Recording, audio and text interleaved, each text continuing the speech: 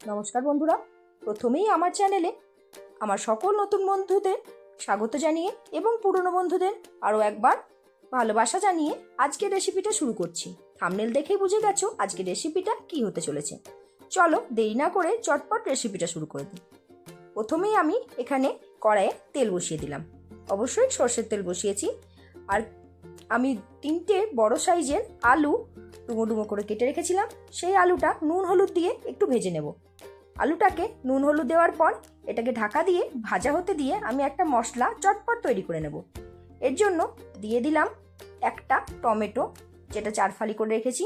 দিয়ে দিলাম 3টে কাঁচা লঙ্কা, আর দিয়ে দিচ্ছি 1/2 ইঞ্চি মতো আদা আর বেশ কয়েকটা রসুনের কোয়া। এবার তরকারির জন্য মশলাটা রেডি করে নিলাম।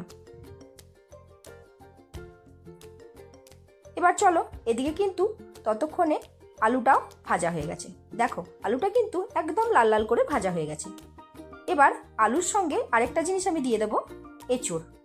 এঁচোড়ের কালিয়াতে এঁচোড় তো মেন ইনগ্রিডিয়েন্ট। এঁচোড়টা আমি কিন্তু নুন আর হলুদ দিয়ে প্রেসার কুকারে 4টে সিটি দিয়ে একটু সেদ্ধ করে নিয়েছি। এবার জল ঝরিয়ে এই এঁচোড়টাকে আলুর সঙ্গে একটু ভালোভাবে ভেজে নেব। আর এঁচোড়টা ভাজতে ভাজতেই পরিচয় পর্বটা সেরে নিই। আমি চিত্রা, দুর্গাপুর থেকে। আমার চ্যানেলে নিত্য নতুন চটজলদি রেসিপি এবং টিফিন রেসিপি নিয়ে আসি।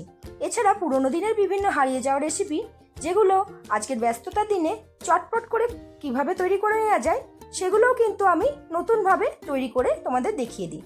যদি ভালো লাগে কমেন্ট করে অবশ্যই জানিও। আর যাবার আগে চ্যানেলটাকে সাবস্ক্রাইব করতে কিন্তু ভুলবে না। এবার এগুলো তুলে রেখে কড়াইয়ে আবার সর্ষের তেল দিয়ে 2টো তেজপাতা, একটা শুকনো লঙ্কা আর 1/2 চামচ 5 ফোড়ন দিয়ে দিলাম। এবার এখানে মিডিয়াম সাইজের 2টো পেঁয়াজ আমি কেটে রেখেছিলাম, সেটাকে দিয়ে একটু লবণ, যতটা পরিমাণে লবণ আর লাগবে, আর হলুদ দিয়ে এবার এটা একটু নরম হতে দেব। ঢাকা দিয়ে পেঁয়াজটা একটু নরম হতে দিই। মিনিট 2-3 হলেই পেঁয়াজটা কিন্তু নরম হয়ে আসবে। এবার পেঁয়াজটাকে একটু ভালোভাবে ভেজে নিয়ে এরপর যে বেটে রাখা মশলাটা আছে সেই মশলাটাকে এখানে অ্যাড করে দিলাম। এবার মশলাটা কষাতে কষাতেই এর মধ্যে কিছু গুঁড়ো মশলা অ্যাড করে দেব। এখানে আমি দিয়ে দিচ্ছি 1 চামচ জিরের গুঁড়ো, 1 চামচ ধনের গুঁড়ো। এবার দিয়ে দিচ্ছি আরও একটু পরিমাণ হলুদ, আর দিয়ে দিলাম 1/2 চামচ কাশ্মীরি লঙ্কার গুঁড়ো। কাশ্মীরি লঙ্কার গুঁড়ো দিলে ঝাল তো আর এক্সট্রা হবে না, কিন্তু রান্নার কালারটা খুব সুন্দর হয়ে আসবে। এবার ঢাকা দিয়ে 2-3 মিনিট অপেক্ষা করলেই আস্তে আস্তে মশলাটা কিন্তু তেল ছেড়ে দেবে। আর এরপর এতে দিয়ে দিলাম খুব সামান্য পরিমাণে চিনি, যাতে নুন মিষ্টির ব্যালেন্সটা খুব ভালো হয়।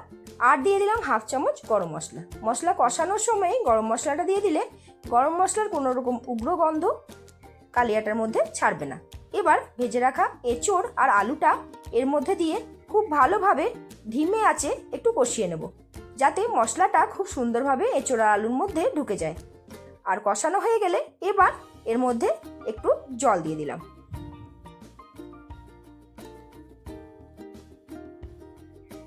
এবার এই জলটা দিয়ে একটু ফুটতে দেবো। এটাকে ঢাকা দিয়ে এটাকে একটু ফুটতে দিয়ে দিচ্ছি। আর মিনিট 5-7 হয়ে গেলেই দেখো এটা কিন্তু জলটা কিছুটা মরে এসেছে, আর আলু আর এঁচোড়টা পুরোপুরিভাবে সুসিদ্ধ হয়ে গেছে। এবার গ্যাসের ফ্লেমটা বাড়িয়ে দিয়ে একটু জলটা মেরে দেবো। এবার গ্যাসের ফ্লেমটা পুরোপুরিভাবে অফ করে দিলাম, কারণ এইটুকু ঝোল থাকবে। এবার ওপর থেকে 1/2 চামচ মতো একটু ঘি ছড়িয়ে দিলাম। এবার ঘিটা দিয়ে এটাকে একটু নাড়াচাড়া করে ওপর থেকে এই যে তেজপাতা 2টো দিয়েছিলাম, এই দুটোকে তুলে একটু মিনিট 5-এর জন্য এটাকে ঢাকা দিয়ে রেখে দেবো। তাহলে ঘিয়ের ফ্লেভারটা খুব ভালোভাবে তরকারির মধ্যে ঢুকে যাবে। তাহলে দেখতেই পাচ্ছ আজকে রান্নাটা কীরকম হয়েছে। যদি ভালো লাগে অবশ্যই বলবো বাড়িতে একবার ট্রাই করে দেখো। আর দেখা হচ্ছে আগামী দিনে নতুন কিছু ইন্টারেস্টিং রেসিপি নিয়ে।